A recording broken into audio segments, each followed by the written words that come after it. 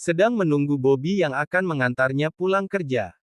Gadis itu sudah memesan ojek online sekitar 15 menit yang lalu. Namun pemuda itu belum juga datang.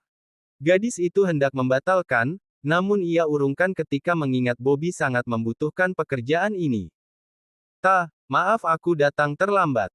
Ucap Bobby sembari menyerahkan helm pada gadis itu. Tangannya yang terulur sedikit gemetar. Wajahnya pun terlihat panik. Membuat Gista yang hendak melempar gurauan, mengurungkan niatnya. Kamu baik saja, Bob? Tanya Gista sembari naik di belakang pemuda itu. Aku baru dapat telepon dari rumah sakit, Ibu kritis lagi. Ucapnya dengan suara yang sedikit serak. Aduh, kenapa harus macet sih? Imbuh Bobby lagi. Gista mendengar nada umpatan dari suara pria itu. Ponsel Bobby kembali berdering. Pria muda itu pun menepikan motornya. Sebentar, ya. Ia izin untuk mengangkat panggilan. Gista pun mengangguk pelan. Baik, Sus. Saya akan segera ke sana. Ucap Bobby yang kemudian menyimpan ponselnya. Kalau kita langsung ke rumah sakit saja, Bob. Potong Gista kemudian. Ia tidak tega melihat raut wajah panik Bobby. Kamu tidak apa-apa. Maksud aku mau ngebut, cari jalan pintas biar kamu cepat sampai. Aku tidak apa-apa, Bob. Aku mau ikut ke rumah sakit, jenguk ibu kamu. Ucap Gista kemudian. Apa perlu aku yang mengendarai motornya? Tanya Gista lagi. Bobby menggunakan motor matic, walau bodi motor itu lebih besar dari milik sang bapak. Gista yakin ia juga bisa mengendarainya. Tidak perlu, Kamu cukup pegangan yang kuat. Aku mau mencari jalan pintas, biar cepat sampai di rumah sakit. Ucap pemuda itu dan kembali menyalakan mesin motornya. Gista meremat bagian samping jaket yang Bobby pakai. Jalanan sore ini cukup padat. Namun pemuda itu berusaha untuk menyalip dari segala celah yang ada. Ia harus segera tiba di rumah sakit. Sudah 2 kali suster menghubungi. Mengatakan jika keadaan ibunya semakin menurun. 15 menit kemudian mereka tiba di rumah sakit. Bobby berlari terlebih dulu, saat Gista sedang menyimpan helm di atas spion motor. Gadis itu kemudian mengikuti langkah Bobby. Pemuda itu menggunakan jaket ojek online berwarna hijau, sehingga sangat mudah untuk Gista menemukannya. Bagaimana Bob? Tanya Gista saat berada di dekat Bobby, tepatnya di depan ruang ICU. Tempat ibu pemuda itu dirawat. Dokter masih di dalam, Ucap Bobby pelan. Nada suara pemuda itu penuh dengan kekhawatiran. Dengan manik mata mulai memerah. Gista hanya mampu menenangkan melalui usapan pelan pada lengan pria itu. Apa akan terjadi sesuatu pada ibu? Tanya pemuda itu. Gista tentu tidak tahu jawabannya. Namun, ia hanya berusaha untuk membuat hati Bobby lebih tenang. Kita berdoa saja, Bob. Semoga Tuhan memberikan jalan yang terbaik untuk ibu kamu. Ucap gadis itu. Ia kemudian menuntun Bobby untuk duduk di atas kursi tunggu. Tak berselang lama, dokter pun keluar. Dengan cepat Bobby berdiri, menghampiri dokter yang telah merawat ibunya beberapa bulan terakhir ini. Dok, bagaimana keadaan ibu saya? Tanya Bobby. Ia berusaha tegar, meski jantungnya kini berdetak dengan cepat. Dokter wanita berusia 50 tahun itu tidak langsung menjawab. Ia mengusap lengan Bobby dengan lembut. Ibu kamu sudah beristirahat dengan tenang. Jedar. Dunia Bobby seakan runtuh. Tubuh pemuda itu seketika luruh di atas lantai. Gista dengan cepat mendekat. Mengusap bahu Bobby untuk menenangkan, meski itu tidak akan bisa. Bob, ibu pergi, Ucap pemuda itu dengan lirih. Gista berjongkok di samping Bobby. Kemudian menuntun pemuda itu untuk kembali duduk di atas kursi tunggu. Kamu yang kuat, Bob. Mungkin ini jalan yang terbaik untuk ibu kamu. Gista tidak tahu harus mengeluarkan kata penghibur seperti apa. Ia memang pernah kehilangan sosok seorang ibu, tetapi dalam kasus yang berbeda. Wanita yang melahirkan Gista masih hidup sampai saat ini. Sementara, Bobby kehilangan untuk selamanya. Bobby tidak dapat membendung lagi tangisannya. Ia duduk menunduk sembari menutup wajahnya. Ilhaskan, Bob. Agar ibu kamu bisa pergi dengan tenang. Sementara itu di waktu dan rumah sakit yang sama. Dirga sedang menemani Diana mengecek keadaan pergelangan tangan kiri wanita itu, di ruangan dokter spesialis ortopedi. Dokter ahli tulang itu mengatakan jika pergelangan tangan Diana sudah sembuh, namun belum boleh digunakan untuk bekerja yang terlalu berat. Pak Dirga harus memastikan jika ibu Diana tidak melakukan hal berat dengan tangan kirinya. Ucap dokter yang seorang pria paruh baya itu. Dirga menganggukkan kepalanya. Dokter kemudian meresepkan obat untuk digunakan selama seminggu ke depan. Kamu sudah mendengar ucapan dokter, kan? Jadi jangan ceroboh lagi ke depannya. Ucap Dirga saat mereka telah keluar dari ruangan dokter. Kamu sangat cerewet, Dirga. Sangat mirip dengan mamaku. Diana mendengus pelan. Kalau aku tidak cerewet. Dirga tidak melanjutkan kalimatnya, ia pun terpaku di tempat. Ketika melihat seseorang yang tidak asing untuknya, sedang memeluk seorang pria di atas kursi tunggu. Kenapa diam? Diana menatap Dirga, kemudian melihat ke arah pandangan pria itu. Dirga, dia bukannya. Kalimat Diana terpotong saat Dirga berjalan ke arah dua orang itu. Anggista. Gista yang sedang memeluk bahu Bobby pun menoleh. Pak Dirga. Gumamnya pelan. Ia seketika melepaskan tangannya dari bahu Bobby. Pemuda itu pun ikut mendongak. Melihat Dirga berdiri tak jauh dari mereka, Bobby kemudian mengusap wajahnya. Dahi Dirga berkerut halus ketika melihat wajah sembab Bobby. Pria itu pun mengurungkan niat mengamuknya. Gista pun bangkit untuk menyapa pria itu. Hampir sebulan hidup bersama, ia tahu jika saat ini Dirga sedang marah. Mungkin karena melihat dirinya memeluk Bobby. Pak Dirga, Bu Diana. Ucap Gista dengan ramah. Ia teringat, pagi tadi Diana mengirim pesan pada Dirga untuk mengantar wanita itu ke rumah sakit. Dan ternyata mereka di tempat yang sama. Diana mengangguk pelan. Namun Dirga tidak menanggapi. Ia hanya menatap Gista dengan pandangan yang sulit diartikan. Siapa yang sakit? Tanya Diana untuk memecah kebungkaman. Ia juga penasaran setelah melihat seorang pemuda menangis di pelukan Gista. Ibu Bobby, baru saja meninggal dunia. Ucap Gista kemudian. Seketika kepalan tangan Dirga di sisi tubuhnya terbuka. Ia tidak seharusnya marah. Gista di sini untuk menemani Bobby yang baru saja kehilangan ibunya. Saya turut berduka cita, Bobby. Ucap Dirga kemudian. Bagaimanapun, ia mengenal Bobby lebih dulu dari Richard dan juga Gista. Terima kasih, Pak Dirga. Balas Bobby dengan tulus. Dirga kembali menatap Gista. Gadis itu menggeleng dengan samar. Berusaha mengatakan jika dirinya tidak melakukan kecurangan dengan Bobby. Semoga Dirga mengerti. Gista akan menjelaskan nanti saat mereka berada di apartemen. Dirga, aku akan menebus obat dulu. Bisik Diana kemudian. Biar aku antar. Ucap Dirga pada Diana. Anggista, Bobby. Kami permisi dulu. Pria itu beralih pada Gista dan Bobby. Silahkan, Pak. Ucap Gista, sementara Bobby hanya mengangguk pelan. Dirga, kamu baik saja, kan? Bisik Diana saat mereka sudah semakin jauh dari Gista dan Bobby. Memangnya aku kenapa? Tanya pria itu, yang kemudian mendahului langkah Diana.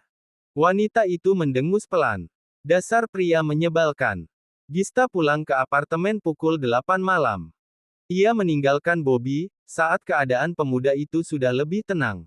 Dan bisa mengurus administrasi untuk kepulangan jenazah sang ibu. Gista berjalan gontai memasuki hunian mewah itu. Ia tersentak ketika melihat Dirga tengah sibuk di balik meja dapur menghadap kompor. Pak Dirga. Sapanya dengan sopan. Pria itu hanya menanggapi dengan gumaman pelan. Membuat Gista menghela nafas kasar. Bersihkan diri kamu dulu, Anggista. Ucap Dirga saat pria itu berbalik mengambil potongan sayur di atas meja. Baik, Pak. Gista mengangguk patuh. Memang sebaiknya Gista membersihkan diri terlebih dulu. Ia baru datang dari rumah sakit. Mana tahu ada virus yang menempel di pakaian dan bagian tubuh yang terbuka. Maka gadis itu pun bergegas pergi ke kamarnya untuk membersihkan diri. 15 menit kemudian, tubuh gadis itu sudah lebih bersih dan segar. Ia kembali memakai setelan piyama berbahan rayon. Yang kali ini merupakan salah satu oleh-oleh dari Renata. Gista kemudian bergegas keluar dari kamar.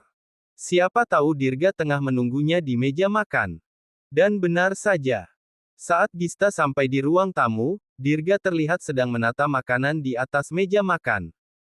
"Pak, biar saya saja," ucap Gista saat Dirga meraih sebuah piring kosong di atas meja. "Kamu duduk saja, Anggista," ucap pria itu dingin. Gista menelan ludahnya dengan kasar. Sepertinya, Dirga masih marah karena kejadian di rumah sakit tadi. Gadis itu pun memilih duduk di salah satu kursi. Menunggu Dirga menyelesaikan kegiatannya. "Makan yang banyak," ucap Dirga sembari meletakkan piring berisi nasi dan lauk pauknya. "Terima kasih, Pak," ucap Gista dengan tulus. Melihat hidangan di atas piring membuat perut Gista semakin meronta. Ia sudah lapar sejak sore, tetapi tidak mungkin meninggalkan Bobby dalam keadaan terpuruk seperti itu. Dirga kemudian duduk di samping gadis itu. Piring di hadapan pria itu juga sudah terisi dengan isian yang sama seperti milik Gista. Mereka menikmati makan malam dengan tenang. Tanpa ada yang berbicara sepatah kata pun. Gista sangat kagum terhadap Dirga. Meskipun ia orang kaya, dan juga anak tunggal, tetapi pria itu sangat pintar memasak. Cukup bisa diandalkan menjadi seorang suami. Setelah selesai makan malam, Gista mencuci semua piring kotor dan juga peralatan yang Dirga gunakan memasak tadi. "Pak." Gista sedikit terjingkat melihat Dirga yang masih duduk di atas kursi meja makan. Ia pikir pria itu sudah pergi sejak selesai makan tadi. "Jadi sampai di mana hubungan kamu dan Bobby?" tanya Dirga kemudian. Pria itu sudah menahan pertanyaan itu sejak Gista pulang. Namun sengaja membiarkan sang gadis simpanan untuk membersihkan diri, dan juga mengisi perutnya. Perlahan Gista berjalan mendekat, lalu duduk di atas kursi yang berselera dengan Dirga. "Kami hanya berteman, Pak. Bukannya saya sudah mengatakan hal itu saat kita pulang dari rumah Renata. Baik Bobby dan Kak Randi, hanya teman untuk saya," jelas Gista dengan tenang. Dirga menyandarkan punggungnya pada sandaran kursi. Ia menatap Gista dengan lekat. "Lalu kenapa kamu bisa ada di rumah sakit bersama dia? Bukankah itu artinya kalian dekat?" Gista menghela nafas dalam setelah mendengarkan pertanyaan dari pria itu. Pak Dirga tidak melihat kalau Bobby menggunakan jaket ojek online. Gadis itu berbalik melemparkan tanya. Dirga menanggapi dengan mengedikkan bahu. Membuat Gista mendengus pelan. "Saya pulang pergi ke kafe selalu dengan ojek online. Dan kebetulan Bobby yang mendapatkan orderan dari saya," jelas gadis itu. Lebih baik mengatakan yang sebenarnya, daripada terus disalahpahami seperti ini. Dan tadi sore, saat dalam perjalanan pulang kemari, Bobby mendapatkan panggilan dari rumah sakit, karena kondisi ibunya kritis. Saya tidak tega melihat Bobby kebingungan, takut juga kalau sampai dia menabrak sesuatu karena pikirannya yang terbagi. Gista menjeda ucapannya dengan helaan nafas pelan. "Jadi saya meminta dia untuk langsung ke rumah sakit saja. Sebagai seorang teman, saya juga ingin melihat keadaan ibunya Bobby. Tetapi, sampai di rumah sakit, sudah tidak harapan lagi." Bobby bahkan tidak sempat bertemu dengan ibunya. Gista kembali menjeda ucapannya. Menunggu tanggapan dari lawan bicaranya. Namun pria itu bungkam. "Melihat teman kita dalam keadaan rapuh, apa Pak Dirga tidak tergerak untuk sekedar menenangkannya?" tanya Gista kemudian. Dirga sama sekali tidak menjawab pertanyaan gadis itu. Membuat Gista jengah, kemudian bangkit dari tempat duduknya. "Saya permisi ke kamar duluan," ucap gadis itu. Namun, baru selangkah melewati meja makan, Dirga menarik lengannya, dan membuat gadis itu jatuh di atas pangkuan pria itu. "Kenapa kamu sangat cerewet, Anggista?" tanya Dirga sembari mengusap rambut yang menutupi wajah gadisnya. "Karena saya ingin semuanya jelas. Agar Pak Dirga tidak selalu salah paham melihat kedekatan saya dengan Bobby," jelas Gista. "Lagi pula, kita sudah memiliki kesepakatan. Di luar apartemen kita hanya atasan dan bawahan. Jadi, seharusnya Pak Dirga tidak perlu marah pada saya." Saya saja tidak marah melihat Pak Dirga dengan Bu Diana. Imbu gadis itu lagi. Dirga mencebikkan bibirnya. Ia merasa gemas karena Gista terlalu banyak bicara. Kemudian tanpa permisi mencium bibir gadis itu. Gista seketika membulatkan matanya. Cerewet. Ucapnya setelah pagutan mereka terlepas. Dirga kemudian berdiri, dengan Gista yang masih ada di dalam gendongan pria itu. Mau bawa saya kemana? Tanya Gista waspada. Ke kamar saya. Ucap Dirga sembari menapaki anak tangga. Tapi saya mau memberitahu kalau besok saya akan melayat ke rumah Bobby. Ucap Gista. Langkah Dirga pun berhenti di tengah jalan. Kenapa kamu mengatakannya sekarang? Biar Pak Duda tidak marah lagi kalau melihat saya bersama Bobby. Dirga berdecak pelan. Ia pun melanjutkan langkah menuju kamarnya. Keesokan harinya. Setelah menyiapkan sarapan untuk Dirga, Gista pun pergi melayat ke rumah Bobby. Ia juga mengirim pesan pada Renata. Memberitahu sahabatnya, jika ibunda Bobby telah berpulang ke rumah Tuhan. Bagaimanapun juga, Bobby pernah bekerja dengan Richard. Dan Gista mengenal pemuda itu juga dari Renata. Terima kasih kamu sudah mau datang, Ta. Ucap Bobby pada Gista. Sama, Bob. Kamu yang kuat, ya. Hanya itu yang bisa Gista ucapkan. Waktu pemakaman pun tiba.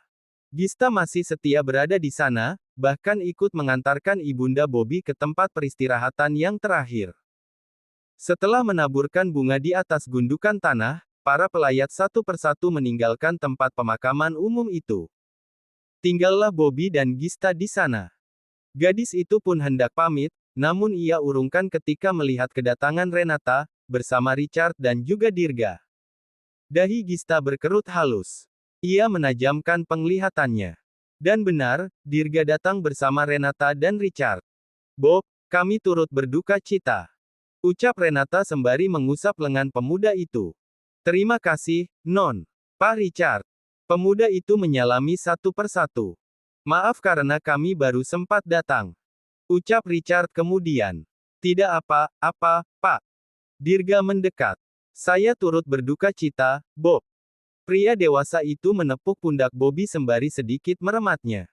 Ia pun menggeser tubuhnya ke dekat Gista. Namun gadis itu mengacuhkannya. Terima kasih, Pak. Ucap Bobby dengan sopan. Renata kemudian berjongkok di sisi makam, meletakkan buket bunga di atasnya. Kemudian memanjatkan seuntai doa. Setelah itu, ia berdiri di samping Gista yang kosong. Renata penasaran, kenapa sahabatnya bisa dekat dengan Bobby. Ia akan meminta penjelasan nanti. Bobby, ibu kamu sudah tiada.